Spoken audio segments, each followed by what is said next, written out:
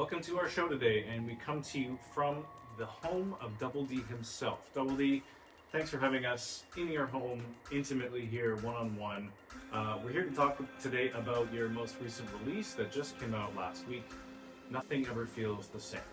Yeah, thanks for coming. I'm glad my PR team was able to get back to you. Yeah, well, you're a hard man to get a hold of. Now, it's already been described as a bop, and with very little critique or constructive criticism from your inner circle, so it's obviously got to be good.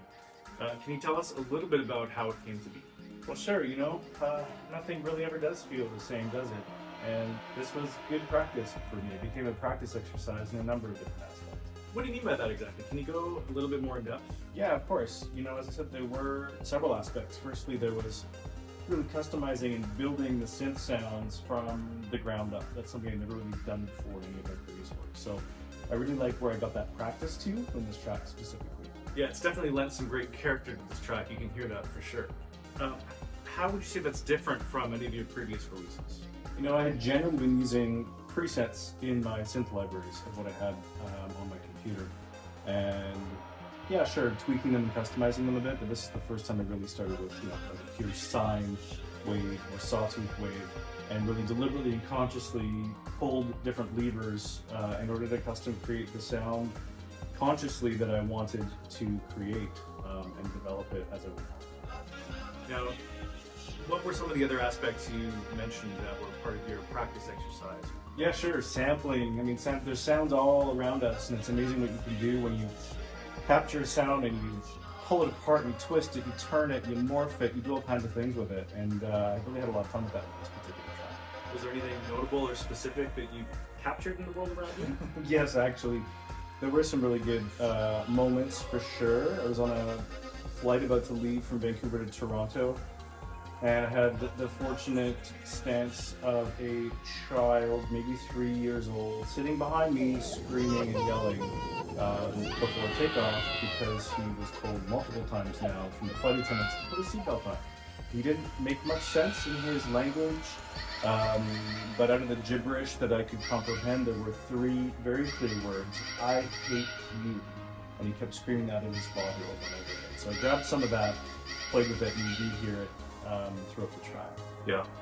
Another real world moment was a wood sander that was being used on the sidewalk just below my studio window, just out here. And it doesn't make for great concentration or online meetings, but apparently it does make for a good riser in the track. And it actually sounds a little bit like a brass section the way that I've reversed it, slowed it down. So yeah, that's a cool one. And have you ever thought about what bubble bath sounds like?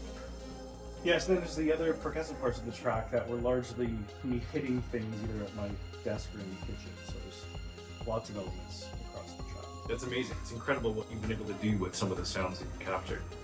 Now, before we go, I also wanted to discuss and comment on the fact that there are vocals on this track, and that's something we've not seen come from you in any of your other published works so far. Yeah, I love to sing, truthfully, so this is kind of, again, another practice exercise for me to actually just get comfortable hearing my own voice, and at the same time, practice mixing vocals, which is certainly a whole different ballgame than using synths and samples.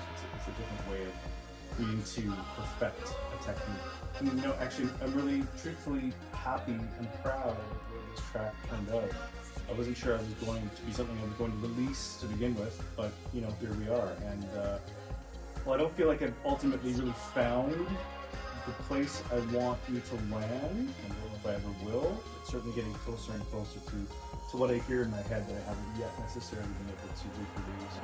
Well, listen, thank you for your time, and thank you for having us in your home like this. And I do look forward to hopefully some more new music on the horizon. Yeah, I've got a few things up my sleeve at the moment, so stay tuned. Amazing, will do. Looking forward to it. Thank you so much. Of course, the pleasure is mine. So there you have it, folks. Straight from DubbulDee himself. Make sure to check out on all major streaming platforms. Nothing Ever Feels the Same.